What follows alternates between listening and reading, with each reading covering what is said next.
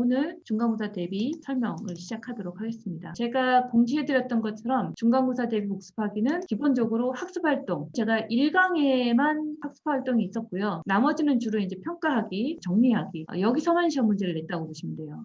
이 부분만 잘하면 중간고사를 잘 받을 수 있을 거예요. 근데 제가 당부드렸던 것처럼 상대평가죠. 그래서 문제를 쉽게 내는 거의 단점이 뭐냐면 한두 문제만 틀려도 이제 점수가 상대적으로 많이 이제 내려갈 수 있어요. 그래서 그런 것도 좀 주의하시고, 제가 사실 중간고사는 쉽게 낼 거예요. 기말고사는 좀 어려운 문제를 몇 개 넣으려고 그래요. 어쨌든 여러분들 상대평가이기 때문에 열심히 하신 분 입장에서는 문제가 쉽게 나오면 좀 억울하실 거거든요. 그렇다 하더라도 클라우드 컴퓨팅이 처음이신 분들도 있고, 그래서 사실 저는 동급부여를 하자는 측면에서 너무 이제 범위가 넓으면 공부하시기 어려운 것도 있잖아요. 그래서 여러분들 반드시 아셔야 될 것들, 그거에 대해서만 중간고사에는 냈다라고 보시면 될 것 같아요. 그래서 오늘 설명드리는 이 차트는 여러분들 실제 교환 내에 있는 내용 중에 이제 제가 학하기, 평가하기, 그다음에 정리하기만 모은 거예요. 그렇기 때문에 기존에 다 있는 거라고 보시면 돼요. 제가 다시 한번 이제 설명을 드리도록 하겠습니다. 1강에 보면 공동 책임 모델에 대한 얘기가 있어요. 아마존 웹서비스 공동 책임 모델. 이건 사실 중요하기 때문에 제가 문제를 냈고요. 실제 시험 문제 나와요. 그래서 보면 AWS의 보안 공동 책임 모델에서 고객의 책임에 해당하지 않는 것 두 가지를 선택하는, 이거 학습활동 중에 퀴즈로 나온 겁니다. 스토리지 디바이스 해체.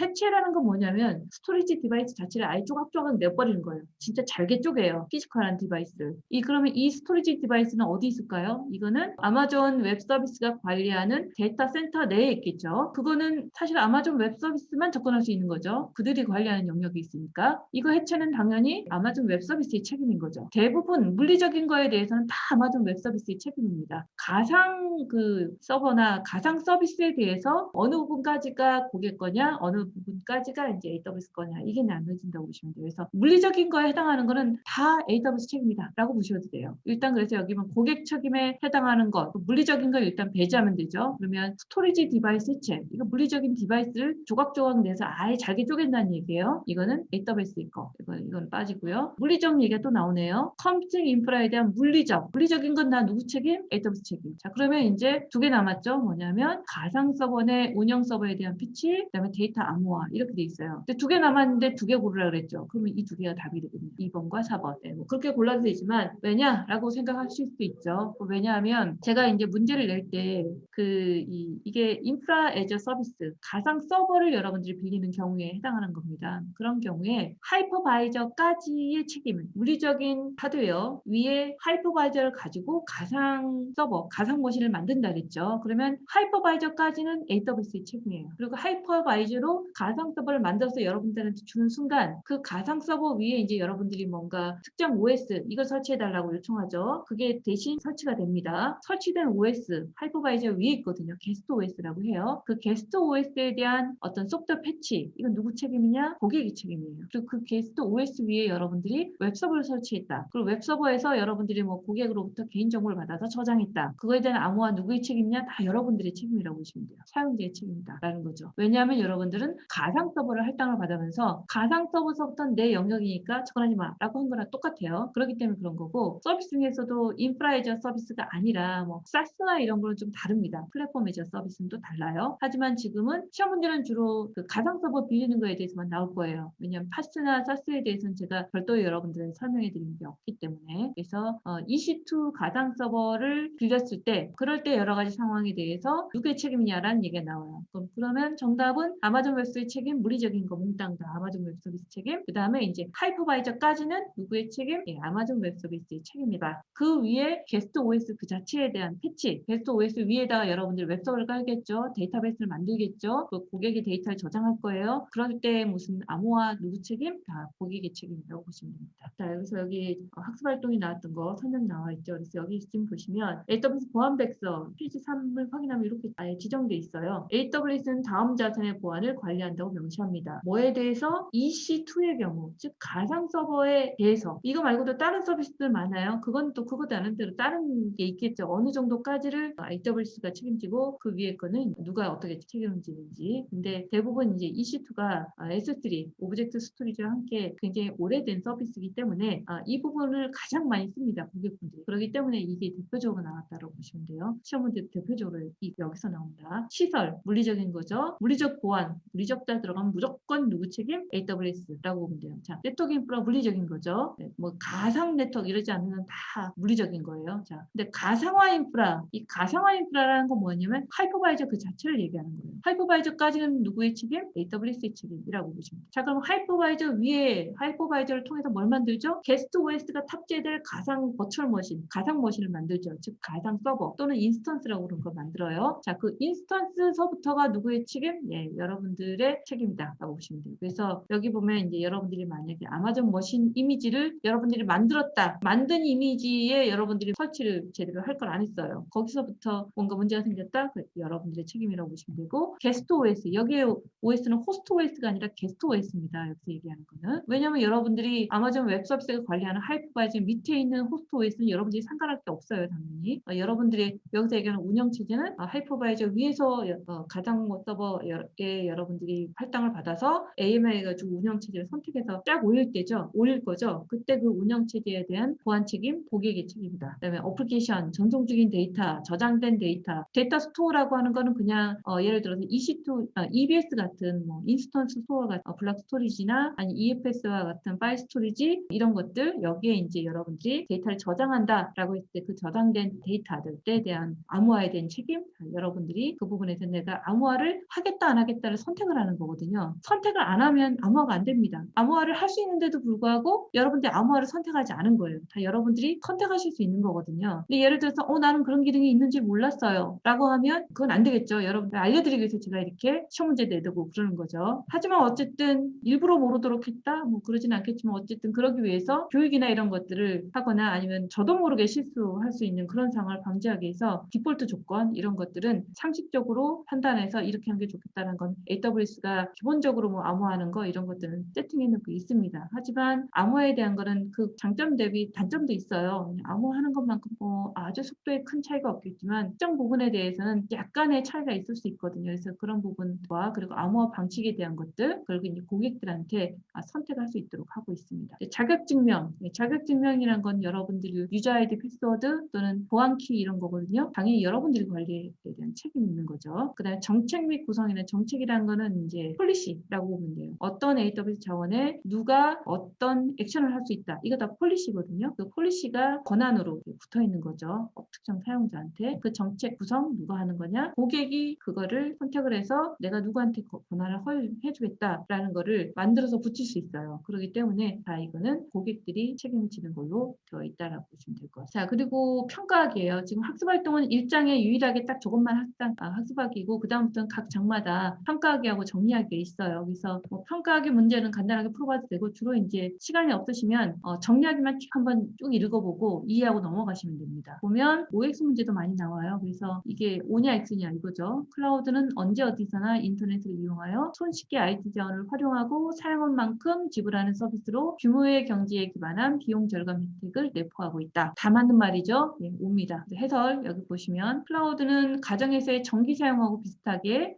스위치를 켜고 사용한 만큼만 돈을 지불하는 서비스 구조라 그랬죠. 여러분들이 전기 껐다 켜면 전기 킨 동안에 대해서만 미터링이 돼서 전기세를 내죠. 한 달에 한 번. 똑같이 클라우드도 여러분들이 뭐 예를 들어서 가상 서버를 내가 론칭을 했다. 예, 론치해서 러닝되는 순간 그 러닝돼서 여러분들이 스탑할 때까지 또는 터미네이트 할 때까지의 어떤 시간에 대해서 실제 여러분들이 비용을 지불하는 그런 식의 구조로 돼 있고 여러분 전기 같은 경우는 한전에다가 비용 제공하는 전기를 받고 한전이 그런 서비스를 제공하는 것처럼 클라우드도 클라우드 서비스 벤더가 마치 한전과 같이 여러분들한테 클라우드 서비스를 제공해주고 여러분은 거기에 이제 한 달에 한 번 비용을 낸다라고 보시면 될 것 같아요. 자, 그래서 보통 이제 클라우드는 누가 사용하느냐라는 건데 클라우드는 사실은 사용한 만큼 비용을 내는 거기 때문에 자본력이 약한 스타트업들한테 처음에 인기가 있었어요. 하지만 그러면서 이런 스타트업들이 급속도로 크기 시작해서 대기업이 되는 거예요. 중소기업을 거쳐 대기업까지. 그러다 보니 대기업들이 위기감을 느끼는 거죠. 그래서 아니 저들은 도대체 어떻게 저렇게 순식간에 컸냐라는 얘기가 이제 어깨에 회자되면서 벤치마킹하고 이제는 클라우드는 처음에는 뭐 작은 기업이니까 클라우드를 하지 대기업은 달라라고 했지만 이제는 중소기업, 대기업 다 가리지 않고 클라우드가 새로운 어떤 혁신의 원천, 뭔가 경쟁사 대비 차별화할 수 있는 시장의 속도 대비 더 빠르게 새로운 비즈니스를 사용자한테 제시할 수 있는 어떤 실험적인 브랜드를 할 수 있는 실패에도 문제가 없는 그런 어떤 인프라로서 각광을 받고 있습니다. 그래서 사실 모든 규모의 기업들이 클라우드 클라우드를 적용하고 있다라고 보시면 될 것 같아요. 자, 클라우드 장점에 해당하지 않는 거. 이것도 이렇게 저렇게 바꿔서 시험 문제 나옵니다. 자본 비용, 규모의 경제, 용량 추정 불필요, 손쉬운 글로벌 서비스. 여기서 안 맞는 건 1. 자본 비용이죠. 자본 비용은 뭐 해당하냐면 여러분들이 처음에 새로운 비즈니스를 하려고 그러면 서버나 스토리지나 데이터 센터 같은 거 구매를 해야 되죠. 근데 그 구매하려면 선투자를 해야 돼요. 노트북을 사든 아니면 서버를 사든 뭔가 사야 되잖아요. 그게 다 선투자고 이런 것들을 자본 비용이라고 합니다. 하지만 이제 이거를 클라우드는 필요할 때 클릭만 하면 그 사용한 만큼만 비용을 내는 거예요. 이거는 그 자본 비용이 아니라 저희가 가변 비용이라고 해요. 클라우드가 제공하는 장점에 해당하지 않는 건 자본 비용은 클라우드 서비스가 제공하는 장점에 해당하지 않는다라는 거고, 클라우드 서비스는 규모의 경제에 따른 어떤 비용 절감 혜택을 제공한다라는 측면이 있고요. 네, 용량 추정을 안 해도 돼요. 왜냐하면 여러분들 그 오토 스케일을 안 배우셨지만 아마 강의가 좀 넘쳐서 오토 스케일링 부분에 대해서는 제가 이번 학기 설명은 안 할 거예요. 근데 오토 스케일링을 하게 되면 사용자가 얼마만큼 여러분들의 웹사이트나 이런 데 접근하는 트래픽이 몰린다 하더라도 걱정하실 필요가 없어요. 왜냐하면 여러분들이 오토 스케일링 걸어 놓으면 얘가 자동으로 거기에 따라서 확장했다가 또 사용자가 줄어들면 자동으로 줄어들게 그렇게 여러분들이 구성하실 수 있어요. 그렇기 때문에 용량 추정을 여러분들 구성만 잘 해놓으시면 할 필요가 없습니다. 알아서 확장됐다가 축소되게 할 수가 있기 때문에 그런 것도 클라우드가 제공하는 장점에 해당한다라고 보시면 됩니다. 그리고 클라우드는 기본적으로 클라우드 서비스 프로바이더가 그 글로벌 서비스를 제공하는 데가 많죠. 우리나라의 어떤 회사는 안 그런데요 라고 하면 지금 일반적인 글로벌 서비스 벤더들의 클라우드 퍼블릭 서비스를 기본적으로 상정을 하기 때문에 손쉬운 글로벌 서비스도 클라우드가 제공하는 장점이라고 보면 되고, 우리나라의 어떤 작은 클라우드 기업들도 글로벌 서비스를 제공하기 위해서 사실 노력하고 있습니다. 그래서 아마존 웹 서비스나 애저의 어떤 클라우드 인프라를 이용해서 본인들이 그 위에 서비스를 올려요. 그러면 이제 그 위에 올라간 서비스는 글로벌리 동작하도록 구성하면 그 자체가 이제 글로벌 서비스가 되는 거죠. 그런 식으로 해서 글로벌 클라우드 서비스의 장점을 이용하고 있다라고 보시면 되겠습니다. 공동 책임 모델에 대한 문제죠. 가상 서버를 배포하고 사용 중이다. 가상 서버는 EC2라 그랬죠. 이제 가상 서버에 윈도우를 설치해서 이 얘기는 뭐냐면 여러분들이 윈도우 AMI를 선택해서 가상 서버를 론치를 한 거예요. 자, 그런데 그 윈도우 패치를 하지 않았어요. 윈도우는 주기적으로 패치하도록 되어 있죠. 여러분들이 안 한 거예요. 그렇게 해서 뭔가 해커가 들어와서 여러분들 정보를 가져간 거예요. 그러면 이거는 누구의 책임? 사용자의 책임이라고 보시면 됩니다. 여기 보면 클라우드 사용자는 사용자가 요청할 때, 즉 클릭했을 때 가상 서버를 하나 할당한다 그랬죠. 이 가상 서버를 할당할 때는 CPU, 메모리, 네트워크 성능을 여러분들이 이 인스턴스 타입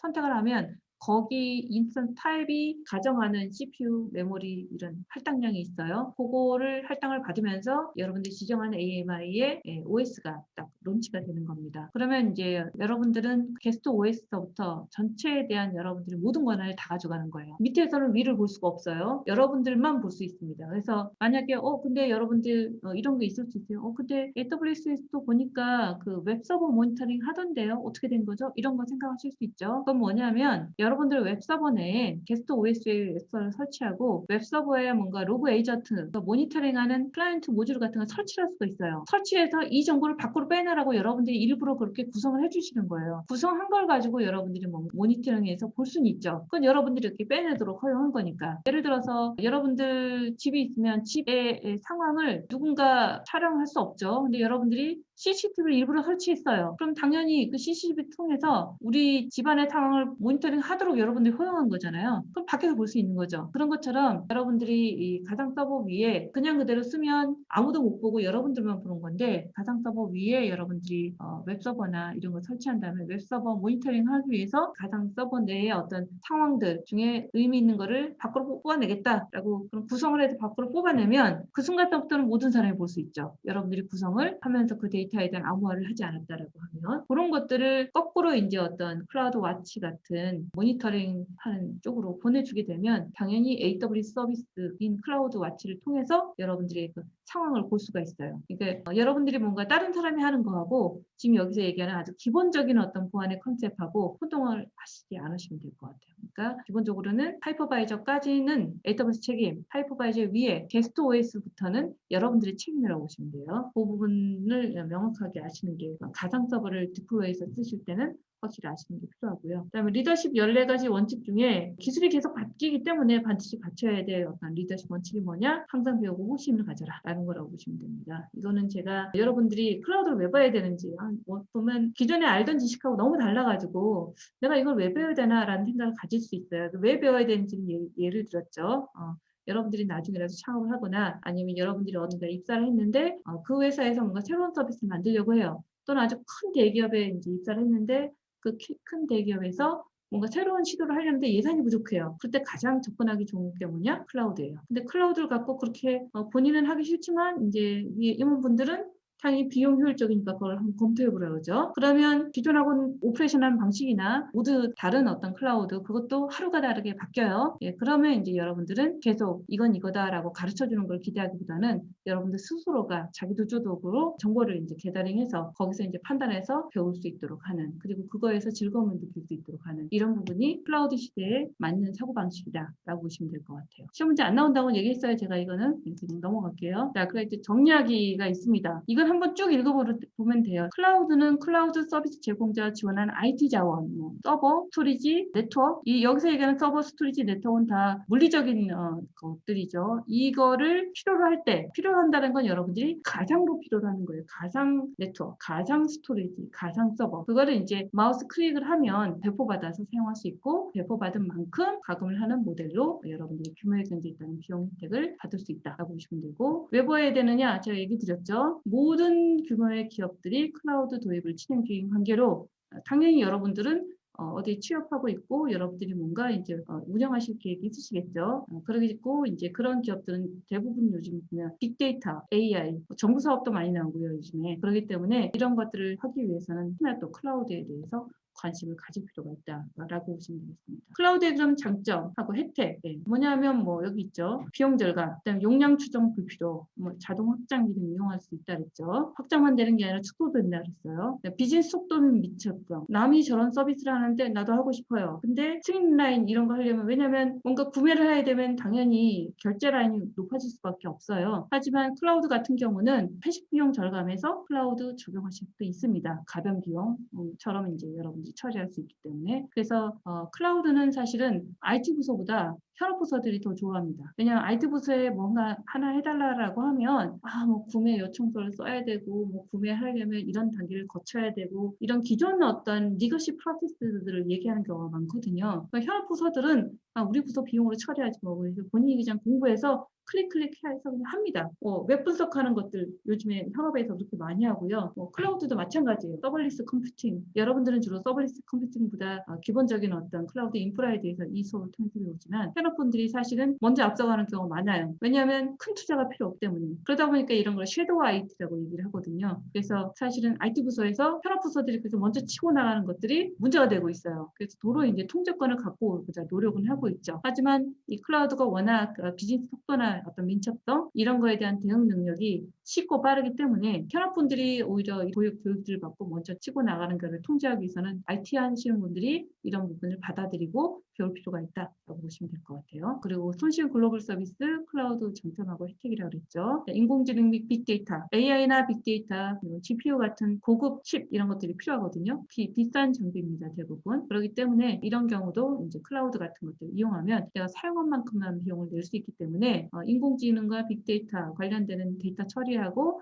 머신러닝 훈련을 시키는 거 어려운 일이 아니라는 거죠. 나도 간단하게 할 수 있다. 어떨 때는 무료로도 할 수 있다라고 보시면 될 것 같아요. 그 다음에 여기는 보통 클라우드의 단점으로 보통 많이 얘기하는 경우가 나오는데 보안이 클라우드가 문제가 있을 수 있다라고 보통 얘기해요. 근데 이제 보안은 이런 관점에서 보시면 돼요. 뭐냐면 여러분들이 만약에 작은 기업을 운영하는데 데이터 센터의 물리적인 보안을 위해서 보안 요원을 고용하고 이런 걸 생각하면 그리고 그 보안에 여러 가지 규제들이 있거든요. 그걸 여러분들이 돈을 투자해서 그거를 한다고 생각해 보세요. 비용 대비 효과가 나올 수가 없거든요. 하지만 AWS 같은 경우는 이것만 전문을 하는 데이기 때문에 이런 어떤 데이터 센터 보안이나 이제 보안 그리고 여러 나라의 어떤 규제 이런 것들을 철저하게 지켜서 투자를 하고 있거든요. 그래서 그런 투자의 규모나 그런 부분으로 본다면 어떻게 보면 클라우드가 장점일 수 있다라고 보시면 돼요. 단점은 그들이 뭘 하는지 내가 모르겠다라는 정도거든요. 근데 그것도 내가 모르는 거지 사실 이 제3의 어떤 규제기관으로부터 매번 감사를 받으면서 그 규제에 맞는 어떤 인증 이런 것들을 다 웹사이트에 공개를 하고 있습니다. 그런 규제 중에는 또 한국형 규제를 또 지키는 것도 있어요. 뭐 요즘에 이제 보안에 대한 규제가 ISMS-K도 있고 여러 가지 뭐 C7이나 이런 것도 있기 때문에 어떤 거는 이제 인증을 받았고 어떤 건 인증을 안 받은 건 있어요. 그렇기 때문에 그런 게 어떤 일부 장점, 어떤 일부 단점 이렇게 될 수 있죠. 한국에서 보기에는 어쨌든 그렇지만 전반적으로는 단점보다는 장점 쪽이 더 많다고 보시면 됩니다. 투자 대비 효율성으로 보면 내가 만약에 이거 직접 할 때 보면 하지만 본인이 했을 때는 본인이 모든 걸 다 알 수 있다라는 측면에서 그리고 몰라서 생기는 문제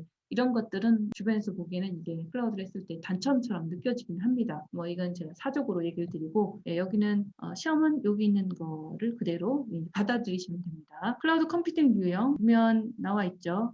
사스, 파스, 이아스의 경우마다 책임 범위가 달라요. 근데 대부분 문제 나오는 건 이아스인 경우입니다. 인프라를 서비스를 받을 때, 즉 가상 서버에 대한 것만 제가 시험 문제를 냈다라고 보시면 돼요. 왜냐하면 제가 그것만 가르쳐요. 공동 책임 모델은 인더 클라우드, 클라우드 서비스 사용자가 제공하는 거 위에서 가상 서버를 하나 만들어가지고 그 내에서 뭔가를 여러분들이 웹서버를 구축하거나 그러시죠. 그러면 그런 인더 클라우드 내에 어떤 보안 책임은 사용자가 가져간다. 하지만 가상 서버 밑에 있는 하이퍼바이저에서부터 가상 서버 하드웨어와 관련된 그 밑에 있는 부분에 대한 보안 책임은 클라우드 서비스 제공자가 가진다. 라는 걸 아시면 되겠습니다. 자, 그리고 5번은 문제 안 나온다 그러니까 제가 넘어가겠습니다. 근데 이런 식으로 설명하면 이거 1시간 안에 안 끝날 것 같아서 제가 잠깐만 시간을 안 되겠네요.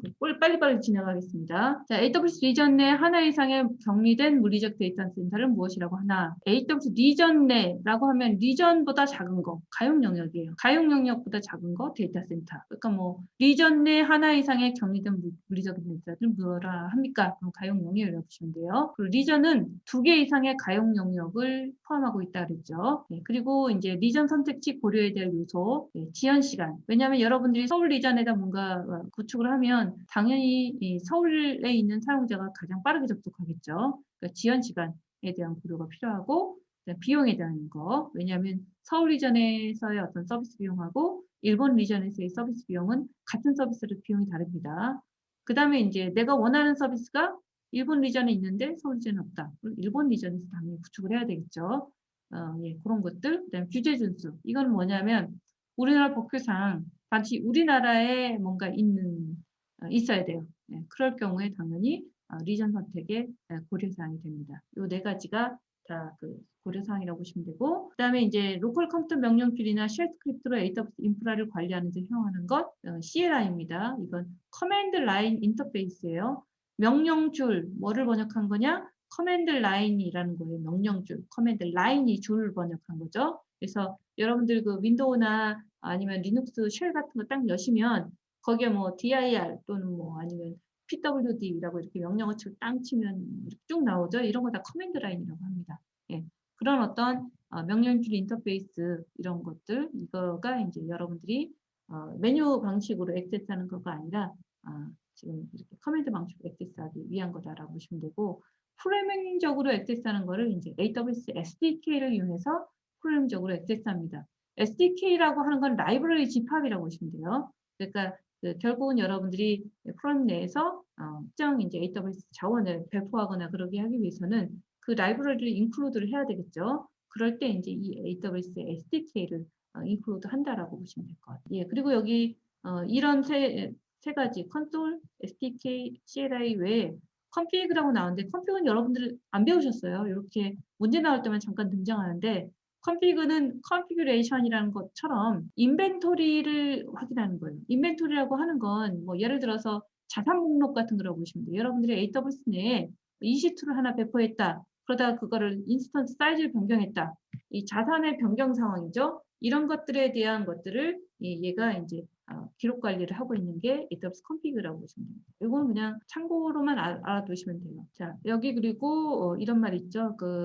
이 컨테이너 오케스트레이션 서비스. 이 케이스는 엘라스틱 쿠버네티스 서비스 약자고요. ECS는 Elastic Container Service 약자거든요. 둘 다 컨테이너예요. 여러분들 쿠버네티스가 다커 컨테이너 오케스트레이션 하는 거거든요. ECS도 마찬가지입니다. 그러면 이제 그 얘네들이 오케스트레이션 하는 컨테이너도 실질적으로는 어떤 특정 가상 인스턴스를 OS 레벨로 해서 또 잘게 컨테이너 쪼개가지고 쓰고 있는 거거든요.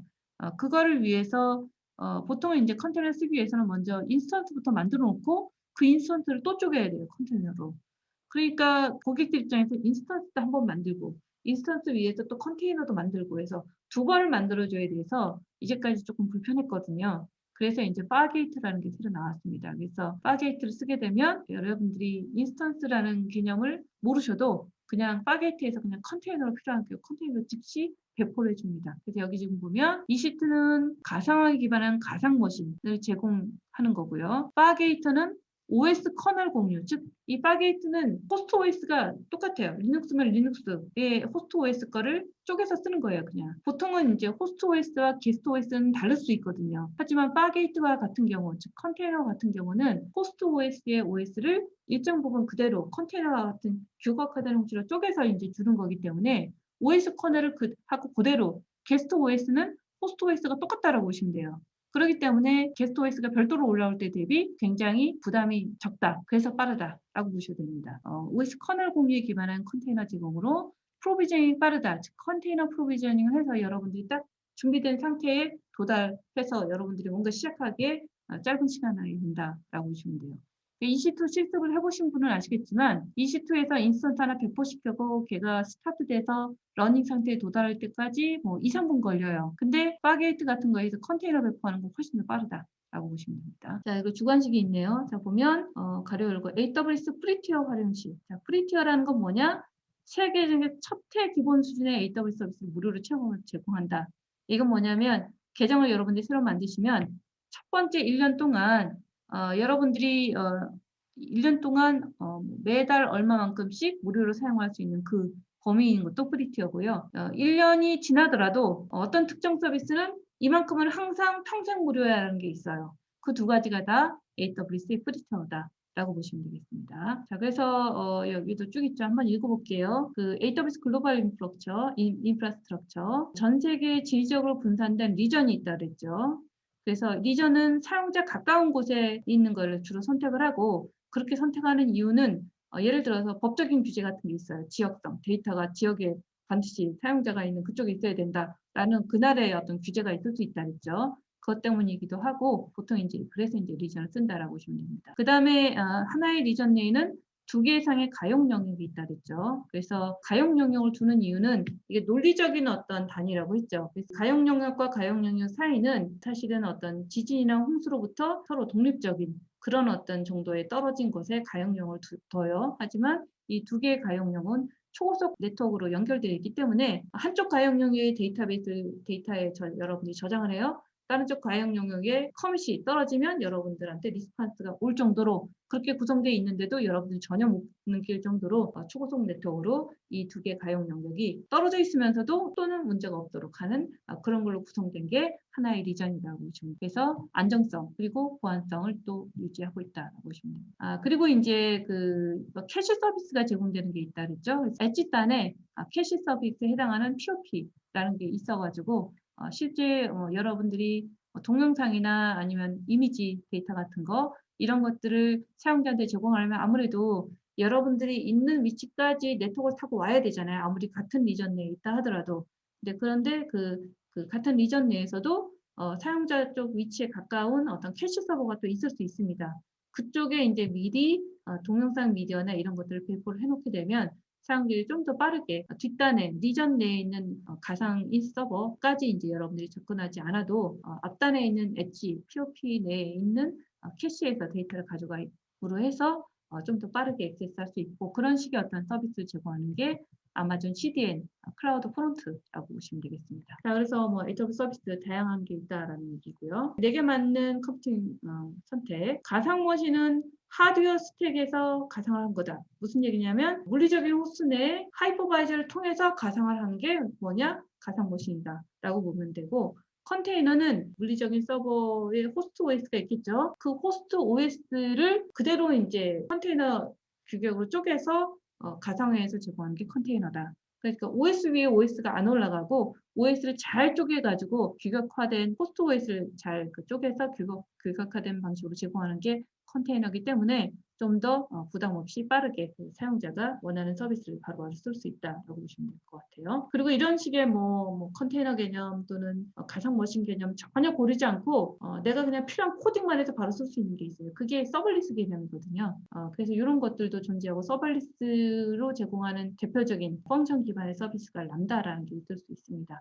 이건 람다는 여러분들이 람다만 따로 배우지는 않을 거예요. 근데 여기서 잠깐 이제 컴퓨팅에 대한 종류를 설명하면서 가상 머신에 대한 서비스가 있고 컨테이너에 대한 서비스가 있고 그다음에 아예 이런 거에 대한 고민이 필요 없는 서블리스 개념의 람다라는 게 있다라는 걸 보시면 되고 라이스테일은 사실은 이것도 여러분들이 따로 배우지는 않아요. 여기서만 간단하게 나오는데 여러분들이 좀 더 클릭 몇 번만 하면 바로바로 필요한 어떤 어플리케이션 환경 그다음에 OS 태그를 이스터를 띄우거나 아니면 실제로 블로그를 하나 띄울 때 클릭을 거의 많이 안 해도 돼요. 신경 쓸 필요 없이 그냥 한두 번만 하면 딱 올라와요. 그런 것들도 있다라고 보시면 됩니다. 그래서 이런 어떤 사용의 편리성, 실행 시간, 프로비징 시간, 워크로드 특성에 따라서 비용 효율성 등에서 차이가 존재할 수 있다라고 보시면 될 것 같아요. 그다음에 클라우드 비용 관리인데 클라우드는 서비스마다 요금이 다르다고 했죠. 왜냐하면 EC2 요금 다르고요. 그다음에 요금을 청구하는 방식도 다릅니다. 스토리지 서비스 다 다르고요. 하지만 요금이 없는 무료인 서비스가 있어요. 뭐냐면 클라우드 포메이션, IAM, 사용자 자원에 대한 권한 관리 이런 IAM 같은 거는 요금이 없습니다. 하지만 EC2 이런 거는 요금을 내야 되죠. 사용한 만큼. 스토리지 사용한 만큼 요금 내야 됩니다. 이렇게 보시면 되고 만약에 여러분들이 이런 비용 관련돼서 문제가 발생한다. 어떻게 해야 되죠? 제가 얘기 드렸죠? 여러분들 컨트롤 들어가서 서포트 센터라는 부분이 있어요. 거기에 클릭해가지고 케이스 오픈을 하면 이메일이 날아가게 됩니다. 이메일로 여러분들이 요청하는 것도 있어요. 전화를 건다? 예, 전화를 거는 거는 이제 그런 전화 서비스에 대해서 프리미엄 비슷하게 여러분들이 거기에 관련되는 유료 계약을 하게 되면 전화 서비스는 받으실 수 있어요. 하지만 여러분들은 대부분 베이직 플랜이기 때문에 무료 서포트 플랜을 여러분들이 선택을 하셨거든요. 그런 경우는 기본적으로 이메일로 요청을 하실 수 있는데 이메일로 요청할 수 있는 것들이 대부분 계정이나 비용에 대한 것들이야 라고 보시면 될 것 같아요. 그렇다고 나는 그럼 계정하고 비용이 다니는 게 아니라 무슨 기술적인 거에 대해서 좀 보내고 싶다. 이메일로 할 수는 있어요. 예, 근데 답변이 언제 올지는 뭐라고 얘기 못 하죠. 그러니까 보장된 시간 안에 답변이 오는 거 그런 것들은 서포트 플랜 여러분들이 기본적으로 프리 무료인 베이직 플랜을 선택하는데 그 이외에 비용을 좀 지불하는 걸 하게 되면 어떤 시간적인 뭐 24시간 내 뭐 이런 식의 어떤 답변을 받으실 수 있습니다. 네, 그래서 여기 있죠. 제가 이거 설명을 여러 번 했더니 시간이 너무 많이 흘러서 요 해설 보고 설명할게요. 그 여러분들 IAM이라고 하는 게 Identity and Access Management, 즉 뭐냐면 AWS 자원에 대한 접근보단 관리하는 서비스거든요. 여기서 이제 그룹을 여러분들이 만드실 수 있어요. 그 그룹은 왜 만드느냐? 관리를 편하게 하기 위해서 만들었습니다라고 보시면 돼요.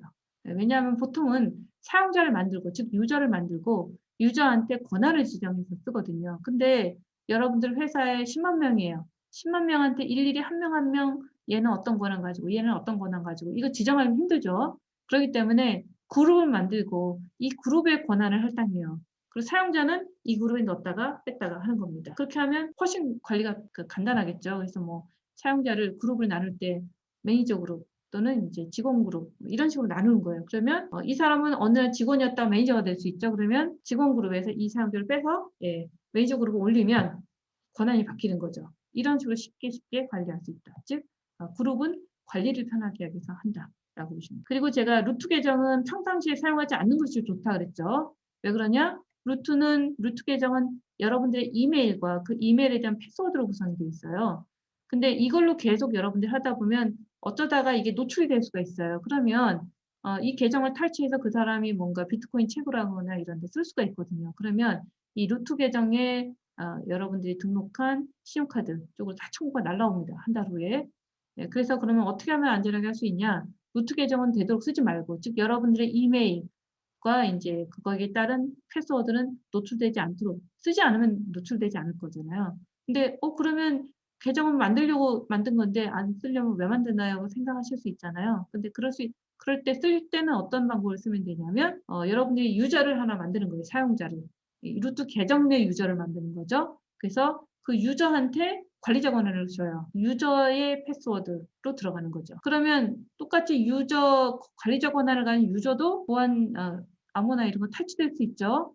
그렇다 하더라도 루트 계정을 가진 사람이 있으면 그 사람이 그걸로 들어가 가지고 이 유저를 익스파이어 시켜버릴 수 있어요. 다 날려버릴 수가 있죠. 그러면 아무리 유저가 어드민 권한이 있어도 유저를 이런 어드민 권한을 가진 것들, 이 계정에 대한 부분, 통제 이런 건 루트 계정이 완벽하게 통제할 수 있기 때문에 그런 부분에 대한 어떤 보호가 된다라고 보시면 될 것 같아요. 어쨌든 이런 어드민 권한을 가진 유저도 사실은 보안에 조심해야 되긴 하지만 어쨌든 루트 계정은 사용을 안 하는 것이 가장 좋고, 만약에 사용을 하려 그러면, 왜냐하면 루트 계정만 할 수 있는 일이 몇 가지 있다 그랬죠. 그럴 때는 이제 이중 인증, 즉 멀티팩터 MFA 인증 같은 거를 해서 되도록이면 안전하게 하는 게 좋다라고 보시면 될 것 같아요. 근데 이런 이중 인증 이런 걸 가상 디바이스가 아니라 물리적인 디바이스를 가지고 와도 되긴 하는데, 물리적인 디바이스를 가지고 하려면 여러분들 하나씩 더 들고 다녀야 되잖아요. 그래서 뭐 구글 OTP와 같은 가상 MFA 디바이스 이런 걸 등록해서 여러분들이 루트에 대한 계정에 대한 보안, 그 다음에 어드민 권을 가진 사용자에 대한 보안을 좀 더 강화하실 수 있습니다. 그리고 비용 알람 이런 걸 받을 때는 클라우드 와치를 통해서 받는다라고 보시면 돼요. 클라우드 와치는 AWS 자원이나 어플리케이션 모니터링을 위한 어떤 지표 데이터 저장소거든요. 이걸 이용해서 특정 인기치가 넘어갈 때 알람을 발생시킬 수 있어요. 그러면 여러분들이 어떤 비용에 대해서 좀 더 효과적으로 경고를 받으실 수 있다고 보시면 돼요. 근데 여러분들 실습해 보신 분들은 아시겠지만 AWS 에듀케이트는 이런 거를 신경 쓰실 필요는 없어요, 사실은. 왜냐하면 여러분들이 신용카드 등록하신 적이 없기 때문에. 하지만 어쨌든 AWS 에듀케이트를 사용하는 이유는 여러분 나중에 여러분들 신용카드를 등록한 이런 상황에서 사용하는 것도 고려하고 있기 때문에 기본적으로 이런 내용들은 여러분들이 아실 필요가 있다라고 보시면 돼요. 자, 그리고 AWS 에듀케이터 어카운트는 신용카드 등록 없이도 AWS 사용할 수 있다라고 되어 있죠. 맞습니다. 여러분들이 가지고 있어야 되는 건 뭐죠? 학교 이메일을 가지고 있으시면 돼요. 그래야지만 신용카드 등록 없이도 여러분들이 AWS 에듀케이터 프로그램 등록해서 사용하실 수 있다라고 보시면 되겠습니다. 자, 여기 나와 있죠. 루트 계정의 경우 보안 관리에 주의가 필요하다. 즉 이중 인증, 멀티팩터 MFA 인증이나 어드민 권한을 가진 사용자를 추가해서 이 약간의 이제 회피죠. 루트 계정 권한을 조금 더 안전하게 관리하기 위한 이런 걸 통해서 안전하게 관리하는 방안을 좀 검토할 필요가 있다는 거고요. 그리고 항상 이제 제가 이 클라우드 설명을 하면서 항상 제일 먼저 강조하는 게 비용에 대한 거예요. 왜냐하면 여러분들은 뭐 사실 직장에도 있으시지만 대부분 이제 수업을 위해서 받는데 갑자기 엄청난 금액이 청구되면 문제가 될 수 있잖아요. 그래서 제가 AWS 에듀케이터 어카운트를 사용하시게 했지만 언젠간 여러분들이 뭔가 여러분들의 신용카드를 등록하고 일반 계정을 만드실 수 있어요. 그렇기 때문에 비용 알람 설정하는 거 제 실습 동영상에 다 있습니다. 그런 것들을 확인하시고 그 설정해두는 것들이 좋은 방법이다. 예, 보안적으로. 항상 처음에 습관을 잘 들여야 되거든요. 그게 필요하고, 그다음 비용에 대해서 이해하는 것도 필요해요. 여러분들이 가상 서버를 하나 스타트를 하게 되면 여러분들이 종료하거나 중지시킬 때까지는 계속 비용이 첨부가 됩니다. 근데 만약에 의도치 않은 비용 결제가 이르지 않도록 주의한다라는 건 뭐냐면 여러분들이 탈린 다음에 스탑을 안 시켰어요. 그냥 나와버린 거예요. 그러면 계속 켜져 있거든요. 그러다가 예를 들어 다행히 여러분이 프리티어에 해당하는 거를 스타트 하셔가지고 1년 동안은 무료니까 비용 청구 안 돼요. 근데 1년 지나면서부터 청구가 됩니다. 그러면 갑자기 어느 날 갑자기 여러분들이 신용카드로 결제 요청이 날라오는 거죠. 그때 가서 깜짝 놀라시는 거거든요.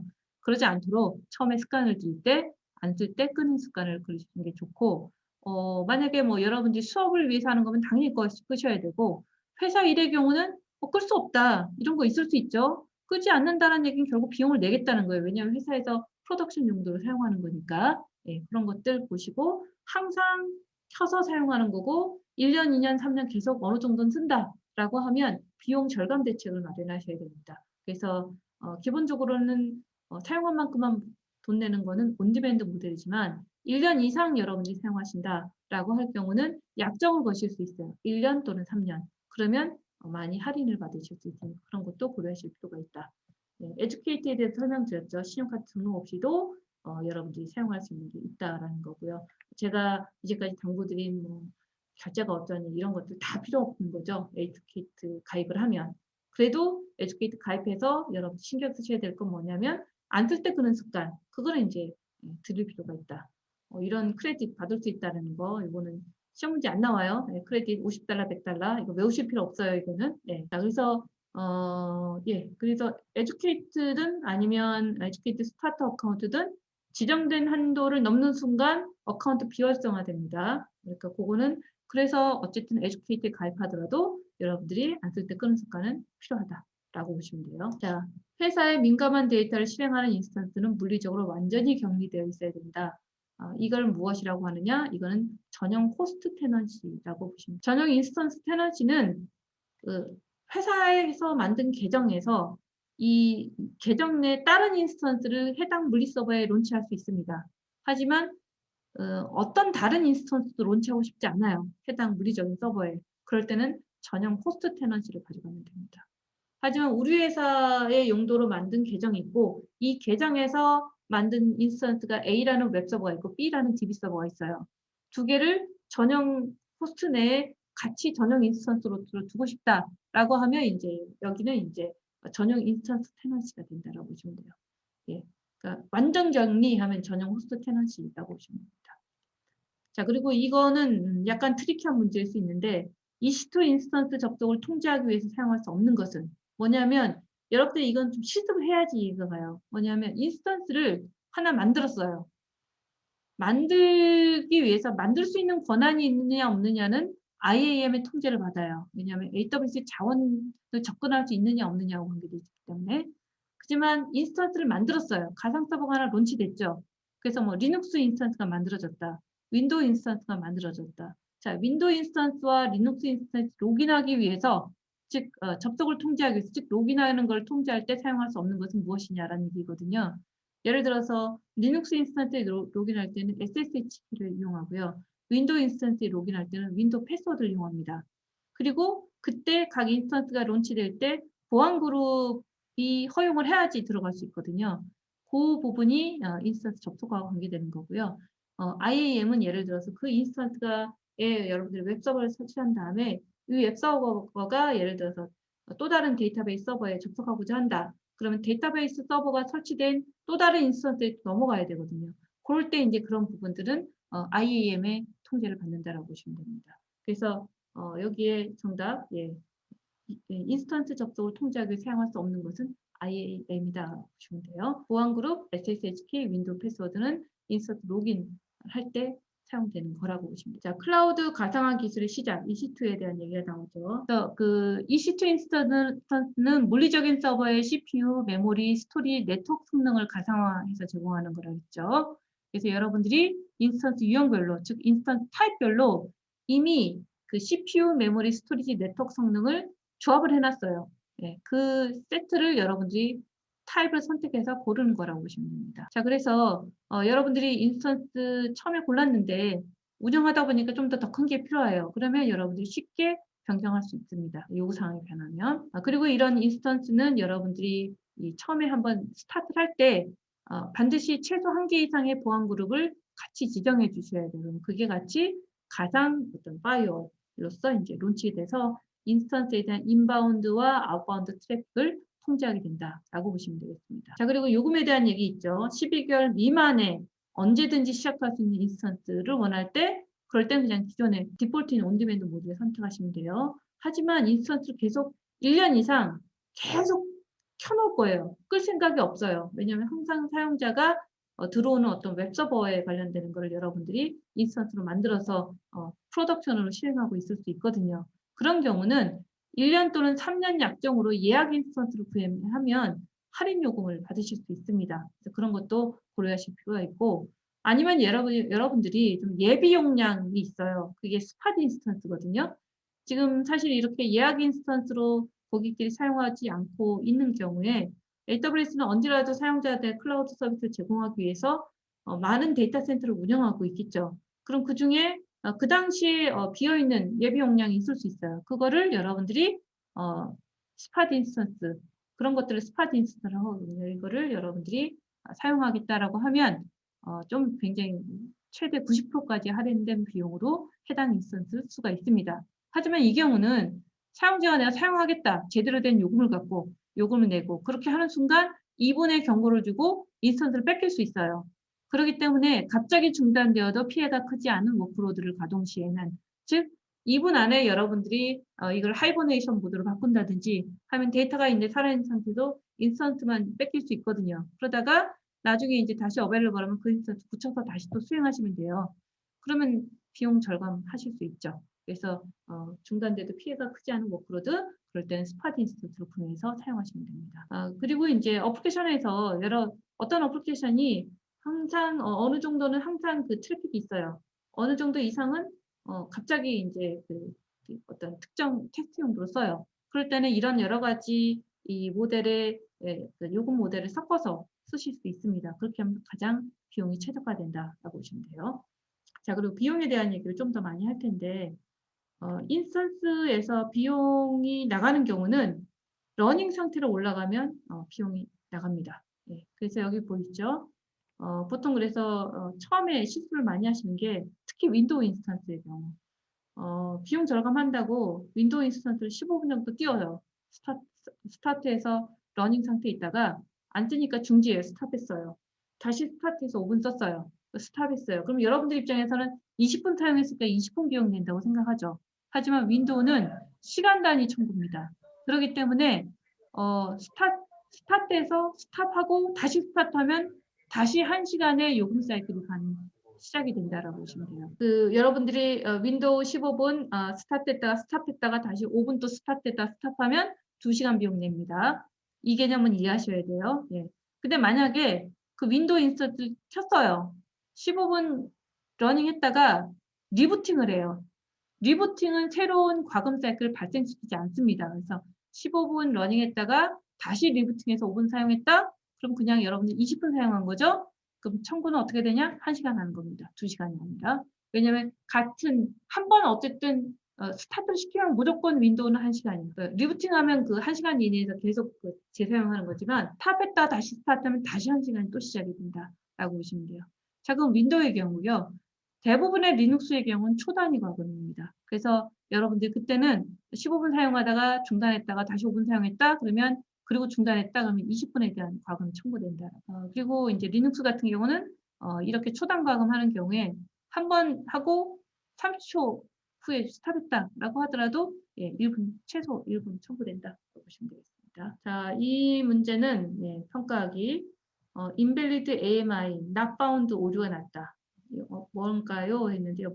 1번은 여러분들 안 배우신 거죠? 네. 안 배운 건 제가 답이 아닌 경우입니다. 그러니까 넘어가면 되고 여기는 뭐 이 말 그대로 invalid AMI, AMI가 달라요라는 얘기죠. 그러니까 여기 보면 4번이 제일 맞는 말입니다. 왜냐하면 AMI는 리전 소속이에요. 그래서 보통 다른 사람 프로그램을 카피해서 쓸 경우에 가장 많은 문제가 나는 게 이런 게 나와요. 왜냐하면 그 사람이 일본 리전을 돌렸고 여러분들은 한국 리전을 돌릴 수 있거든요. 그러면 일본 리전에는 있는 AMI 아이디가 한국 리전에 없을 수 있어요. 예. 그러면 에러가 나는 거죠. 이런 에러가. 예. 그렇게 보시면 되겠습니다. 자, 그래서 AMI 및 부트스트래핑에 대한 얘기가 나와요. 여기 보면 여러분들이 인스턴스 처음에 론칭을 할 때 그 구성 단계에서 인스턴스 클릭해서 뭐 태그는 뭘로 하냐, 세부 구성은 뭐냐 이런 거 선택할 수 있거든요. 세부 구성하는 화면에 보면 유저 데이터라고 되어 있는 게 있어요. 즉 사용자 데이터, 한글로 얘기하면 사용자 데이터에 여러분들이 어떤 배시셀 스크립트 같은 걸 집어넣을 수가 있어요. 그래서 만약에 여러분들 아파치 웹서버를 설치해서 스타트하고 싶다 이런 걸 배시셀로 이렇게 지정을 하면 이 리눅스 인스턴스가 살아나면서 살아나는 후에 이 배시셀이 자동으로 실행이 되는 거예요. 그래서 여러분들이 수동으로 설치하고 일일이 해줘야 될 거를 그냥 한꺼번에 시킬 수가 있는 거죠. 그래서 이런 사용자 데이터를 지정해 놓으면 인스턴스가 부팅될 때 여러분들이 원하는 어떤 구성이나 설치를 자동으로 일어날 수 있게 여러분들이 할 수 있고 이거를 여러분 부트스트랩이라고 얘기한다라고 보시면 됩니다. 이렇게 부트스트랩을 하지 않고 아예 처음부터 여러분들 부서에서 쓰는 어떤 설치 이미 다 되어 있는 AMI를 만들 수 있어요. 그거를 여러분들이 골든 이미지라고 해요. 그 골든 이미지를 AMI를 만든 후에 그냥 스타트 시키면 굳이 이런 동적 구성을 할 필요가 없죠. 그렇지만 이제 여러분들이 아무리 골든 AMI를 하더라도 그 예를 들어서 인스턴스가 살아날 때 인스턴스 자체 정보가 있어요. 인스턴스의 ID 아니면 인스턴스의 퍼블릭 IP 이런 거는 인스턴스가 살아나는 순간에 만들어진 배정이 되거든요. 이 살아나는 순간에 배정되는 데이터를 이용해서 뭔가 구성해야 된다. 즉, 이 살아나는 순간에 이 인스턴스 그 자체에 대한 정보, 즉 인스턴스 메타데이터를 이용해서 뭔가를 동적으로 구성해야 된다라고 하면 유저 데이터가 이 인스턴스 메타데이터를 조합해서 뭔가 이제 등록하거나 이런 일이 일어날 수 있도록 여러분들 동적 구성을 수행하실 수 있습니다. 자, 그래서 이제 마지막 6장입니다. 자, 스토리지에 대한 얘기예요. 자, 로우 스토리지로서 사용 전 포맷 및 마운트가 필요한 스토리지, 블록 스토리지라고 보시면 돼요. 블록 스토리지는 여러분들이 서버나 노트북이나 이런 데 직접 부착하는 게 다 블록 스토리지입니다. 그래서 직접 부착하는 건 다스, 다이렉트 어태치 스토리지, 네트워크를 통해서 연결하는 거 센, 스토리지 액세스 네트워크이라고 보시면 돼요. 그래서 이제 이렇게 부착하면 이건 물리적인 디스크거든요. 그럼 사용하기 위해서는 먼저 이제 파티션을 나눠요. 그리고 이 파티션에 있는 어떤 블록들을 구조화해서 써야 돼요. 구조화해서 쓴다는 건 추상화 레벨을 하나 만드는 겁니다. 여러분들 블록 1번 나 액세스 할래, 블록 2번 액세스 할래. 굉장히 로우 레벨한 조건이죠. 그렇게 하지 않게 하기 위해서 뭐가 있다? OS가 있습니다. 운영체제가. 운영체제가 여러분들이 물리적인 로우 레벨한 블록 1번과 블록 2번과 블록 5번을 결합하면 나의 오늘 일기 입장이 된다. 이걸 여러분들이 알고 있을 필요가 없죠. 누가 알고 있냐? OS가 알고 있고 OS의 어떤 파일 시스템이 알고 있다라고 보시면 돼요. 그래서 OS의 그 파일 시스템을 알기 위해서는 OS에 설치할 수 있는 OS가 지원하는 파일 시스템이 여러 가지가 있어요. 그 중에 윈도우는 NTFS, FAT 이런 거 지원하죠. FAT는 좀 오래된 거긴 하지만 리눅스 같은 건 EXT3, EXT4 같은 파일 시스템들을 지원합니다. 그래서 해당하는 파일 시스템으로 이 로우 레벨한 블록들을 여러분들이 추상화 레벨을 올려서 포매팅을 하면 여러분들이 그 파일 시스템이 지원하는 즉 NTFS 같은 경우 디렉토리와 여러분들 윈도우에서 보는 그런 그 파일들 구조를 지원하죠. 그 단위로 액세스할 수 있다라고 보시면 될 것 같아요. 그래서 OS가 파일 시스템이 도움을 받아서 좀 더 사용자 편의성을 확보한 그런 추상화 체계로 하이 레벨로 올려서 보게 해준다라고 보시면 되겠어요. 자, 하지만 블록 스토리지는 어떤 특정 RDB 같은 경우는 파일 시스템을 안 쓰고 그 RDB 자체가 이 블록 스토리지에 대한 모든 걸 다 관리하기도 합니다. 그래서 좀 더 속도를 빨리 내기 위해서 이런 것도 있다라고 보시면 될 것 같아요. 자, 그래서 보면 문제가 또 있네요. I/O 집약적인 NoSQL 또는 RDBMS용으로 사용하기 적합한 EBS 볼륨 타입. 자, I/O 집약적이다라는 얘기는 뭐냐면 그 어떤 I/O 퍼포먼스가 어떤 일정 수준을 보장해줘야 된다는 거예요. 그 랜덤 I/O가 항시 일어나기 때문에 그런 건 뭐냐면 여기 보면 프로비저닝 IOPS라고 보시면 돼요. IOPS, I/O 오퍼레이션 퍼 세컨드가 프로비저닝 됐다. 미리 배포돼서 그 정도는 보장된다. 예측 가능한 성능을 제공한다라는 얘기예요. 그래서 그런 경우, 이 문제로 보면 여러분들이 문제 보고 보기만 잘 봐도 답은 그냥 보인다라고 보시면 돼요. 그래도 해설은 읽으실 필요가 있죠. 자, EBS는 처음 마그네틱 타입이 출시가 됐어요. 마그네틱 타입이 가장 오래된 스탠다드 타입이라고 보시면 돼요. 근데 이런 경우에 성능이 들쭉날쭉했어요. 그러니까 당연히 고객들이 불만이 있어야겠죠. 나는 성능이 예측 가능했으면 좋겠어. 보장했으면 좋겠어. 이런 얘기를 할 테니까 아마존 웹 서비스 댓글 문화에서 발전한 고객들의 불편을 해소하는 서비스들을 계속 내놓기 시작했죠. 그래서 그러면 성능 보장하는 서비스인 EBS 볼륨 타입인 그 프로비저닝 IOPS 타입을 볼륨 타입을 내놓은 거예요. 근데 그러다 보니까 근데 우리는 부팅할 때만 성능을 좀 쓰고 나머지는 그냥 사용자 트래픽 별로 없어서 잠잠한데 근데 내가 항상 고정된 성능치를 냈다니 돈이 아깝다라고 하는 거죠.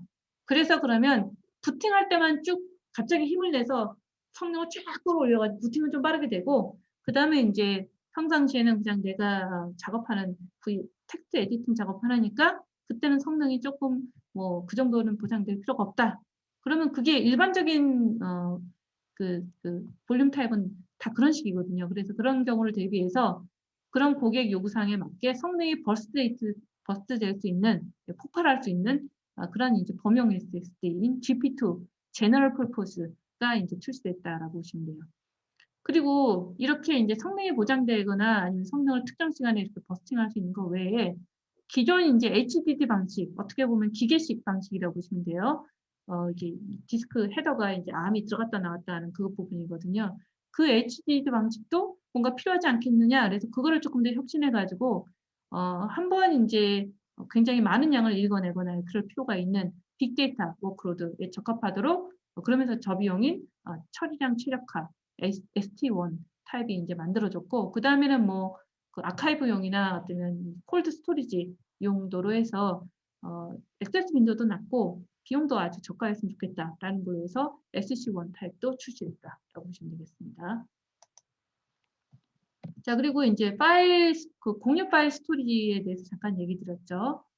뭐냐면 여기 EFS는 그 여러분들이 NFS 방식으로 접근할 수 있는 공유 파일 스토리지라고 보면 돼요. 그래서 그 NFS 방식으로 NFS 서버를 여러분들 회사에 구축하실 필요가 없이 그냥 여기서 아마존 EFS로 할당을 받으셔서 여러분들 클라이언트에서 마운트해서 쓰시면 돼요.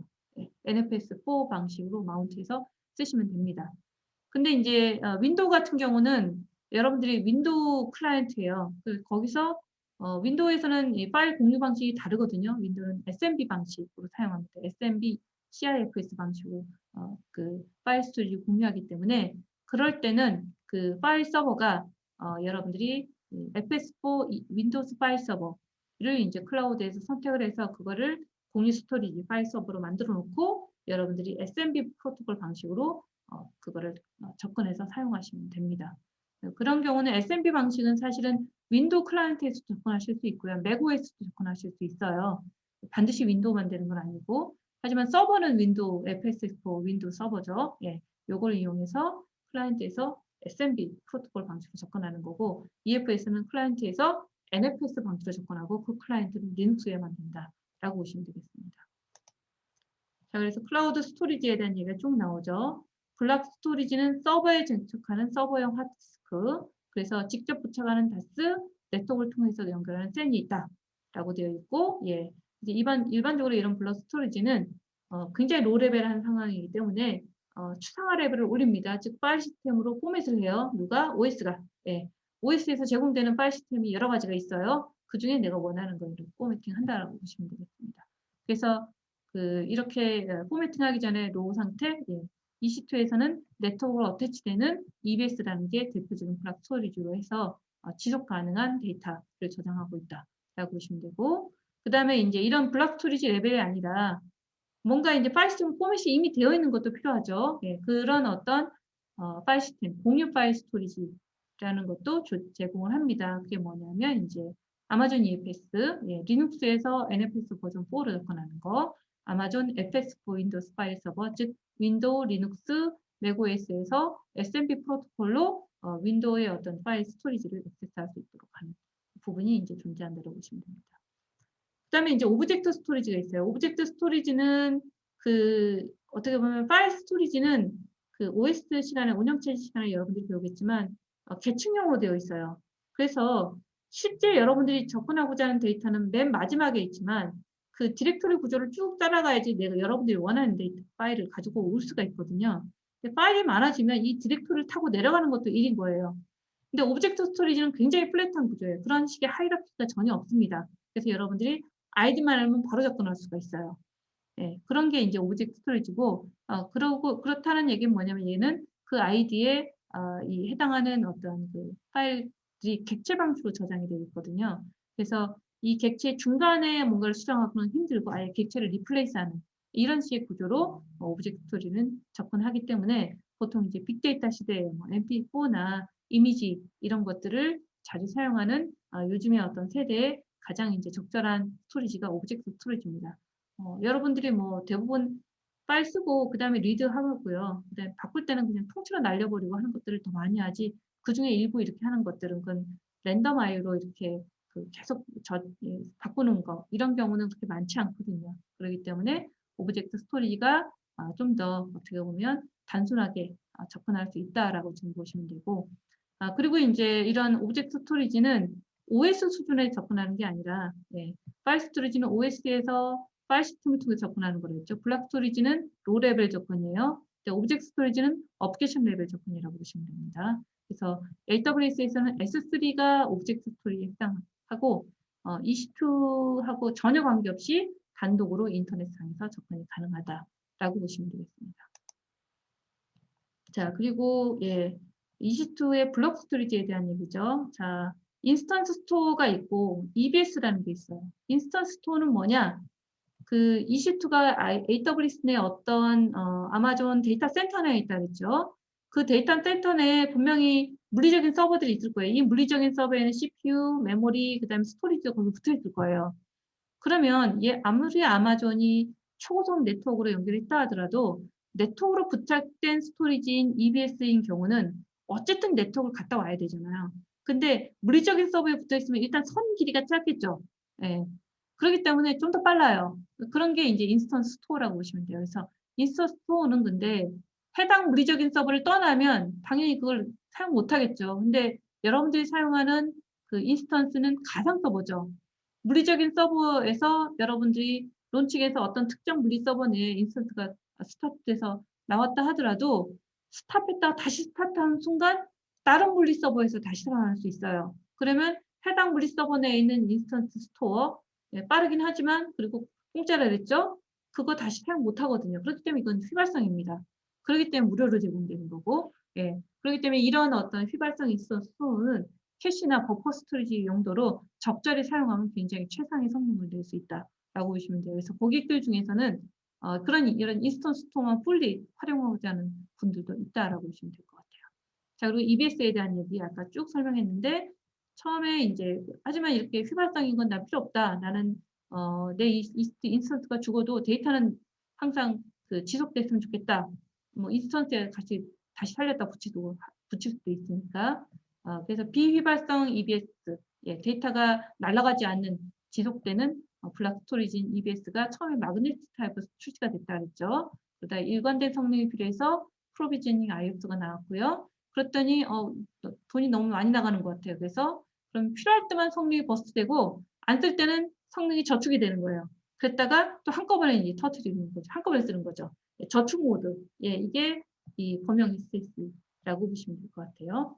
자, 그리고 이제 이거 말고도 이런 프로비저닝 IOS하고 범용 SS 이 두 가지는 다 SSD 타입입니다. 전자식 디스크라고 보시면 되고요. 기존 HDD는 ARM이 왔다 갔다 하는 HDD 방식이거든요.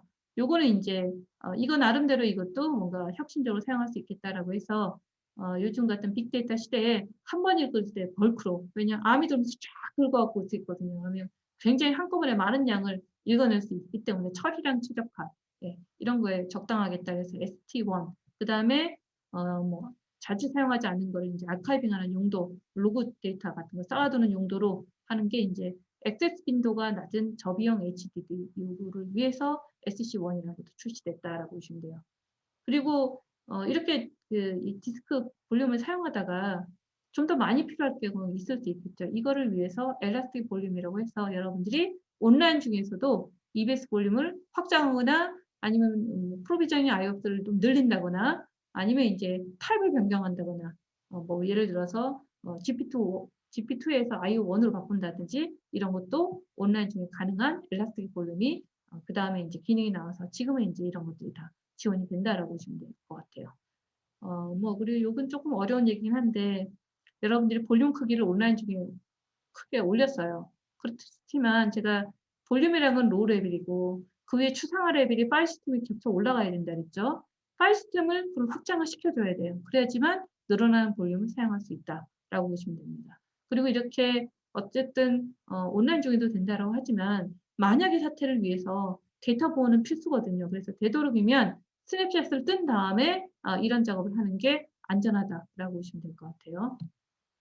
그리고 EBS는 기본적으로 이중화가 자체적으로 지원이 됩니다. 그래서 같은 가용 영역 내에서 여러분들은 EBS 볼륨 하나 쓴다고 생각하지만 AWS가 내부적으로 복제본을 가지고 있습니다. 그래서 미러링이 필요 없어요. 레이드 원구성이. 왜냐하면 데이터 손실이 방어되기 때문에. 그리고 레이드 5, 6도 사실은 어떻게 보면 비용 대비 효과가 적다라고 보시면 될 거예요. 그리고 여기 EBS 성능은 여러분들 EBS는 인스턴스에 붙이는 그 볼륨이라고 그랬죠. 그러면 어떤 여러분들 어플리케이션 돌리면 인스턴트의 성능이 있을 거고요. EBS의 성능이 있을 거예요. 자, 그러면 실제 성능은 인스턴스와 EBS 볼륨 중에서 성능이 더 작은 쪽에 의해서 되겠죠. 뭐 일 잘하는 사람이 있고 일 못하는 사람인데 둘 같이 쌍으로 움직여요. 그러면 실제 성능은 누구에 의해서 결정된다? 예, 일을 잘 못하는 사람의 성능이 전체 성능이 나오는 거가 되겠죠. 예, 그런 개념이라고 보시면 되고, 근데 만약에 여러분들이 EBS 볼륨 한 개가 제공하는 볼륨 크기 또는 성능 크기 이거 갖고 모자라요. 근데 보통 인스턴스는 더 많은 성능을 낼 수가 있거든요. 그러면 해당하는 인스턴스에 붙이는 EBS 볼륨을 여러 개 붙여가지고 이걸 스트라이핑으로 엮을 수 있어요. 레이드 제로 구성. 예, 그렇게 되면 인스턴스의 최대 성능까지 볼륨 성능을 여러 개 붙여서 스트라이프로 구성하면 확장할 수 있다. 그거만큼을 여러분들이 최대 성능치로 맞출 수 있다라고 보시면 돼요. 그러니까 일 잘하는 사람 한 명한테 다른 일을 지원하는 사람 여러 명을 붙여서 전체 성능을 딱 그 크기에 맞춘다라고 좀 보시면 되겠죠. 자, 그리고 이제 EBS 볼륨에 있는 것도 그래도 복사본, 특정 시점의 복사본을 만들어서 스냅샷으로 백업을 할 수 있다라고 보시면 돼요. 그리고 이 백업은 한 번 백업 받을 땐 처음에는 다 풀 백업이지만 그 다음부터 스냅샷을 뜨면 그거에 인크리멘탈, 변경된 것만 그 스냅샷이 만들어지기 때문에 실제는 굉장히 효율적으로 백업이 일어난다라고 좀 보시면 될 것 같아요. 그리고 스냅샷으로 그래서 여러분들이 삭제를 하면 계속 스냅샷 받으면 처음에는 풀 백업, 풀 스냅샷이 만들어지고 그 다음부터는 증분식으로 계속 만들어지거든요. 근데 그 중에 하나, 그 사이에 어떤 하나를 스냅샷을 지웠어요. 그럼 뭐가 삭제되느냐? 여러분들이 삭제하라고 한 그 스냅샷에서만 참조하는 데이터, 그것만 삭제되고요. 다른 스냅샷에서 참조하는 데이터는 삭제되지 않는다라고 보시면 되겠습니다. 자, 그리고 EFS, FSX에 대한 얘기가 있죠. 그래서 여기 얘기 드렸던 것처럼 리눅스 인스턴스에서 NFS 버전 4로 액세스하는 파일 스토리지가 아마존 EFS. 그 다음에 아마존 FX4 윈도우스 파일 서버는 윈도우나 리눅스, 맥OS 클라이언트에서 SMB 프로토콜로 이 클라우드 기반의 윈도우 파일 서버로 액세스를 할 수 있다라고 보시면 돼요. 자, 그리고 러스터라는 게 있는데 이거는 그 HPC, 하이 퍼포먼스 컴퓨팅, 뭐 머신러닝 이런 것들을 위해서 고성능의 병렬 스토리지 접근을 가능하게 해주는 아주 스페셜한 파일 시스템이라고 보시면 돼요. 그래서 러스터라는 오픈소스 파일 시스템이 있습니다. 마치 NTFS나 이런 것처럼. 그래서 이거는 이런 용도로 아주 특별한 파일 시스템이거든요. 이런 것들을 이 리눅스 레벨에서 네이티브한 인터페이스로 접근할 수 있도록 이 아마존 FS4 러스터가 이런 특별한 용도로 만들어져 있어서 이 오브젝트 스토리지인 S3하고도 연관된다라고 보시면 되겠습니다. 자, 여기까지가 6장이에요. 그래서 제가 여러분들 1시간 한다고 했는데 1시간 넘었죠, 지금? 예, 제가 여러 개 그냥 읊었는데도 1시간 20분 걸렸습니다. 혹시 질문 있으신가요?